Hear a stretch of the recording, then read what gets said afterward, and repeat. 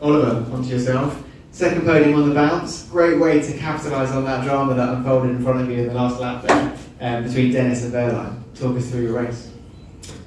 Yeah, it was busy. In the beginning, I mean, it's pretty tricky when you're in the middle of the pack, right? Because everybody, from when I was in around 10th, nobody behind really wants to stay behind.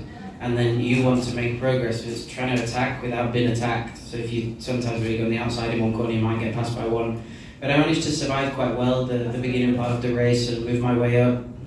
Did both my attack modes just before the second safety car, which was pretty good, and I didn't lose too much. And then I was in 7th, and honestly, when I was 7th, I thought, come from 11th, I'm pretty happy to take some points on a track that probably doesn't suit me or the car, in certainly qualifying in a perfect way.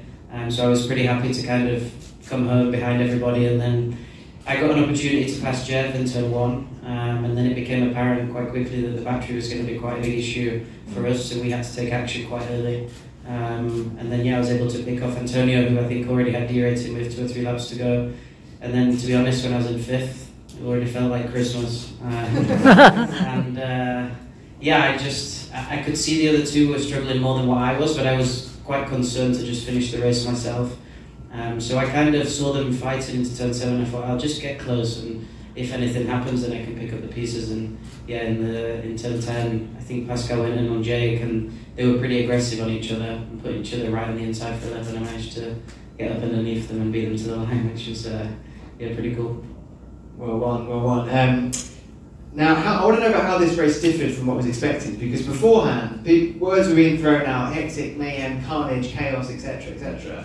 But it didn't seem to work out that way. It was a bit, you know, not as much as someone saying there'll be 10 cars out of the race. You know, that didn't happen.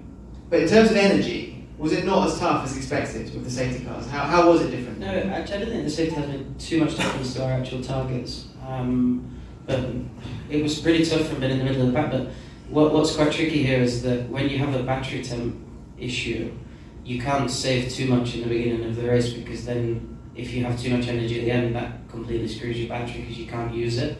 So it's a really tricky balance for us to kind of have the right targets, but not have saved too much, because like mentioned, you can have all the energy at the end, but you can't actually use it if your battery's overheating. So I think it was the first time in Gen 3 that we've had this, and I think quite new for everybody. So to be honest, I must say that my team pretty much expected what happened in terms of overheating, and made a really good job of it, because I started to struggle with probably 7 or 8 laps to go. I had warnings on the dash, but they managed it perfectly. I can't fault them, to be honest.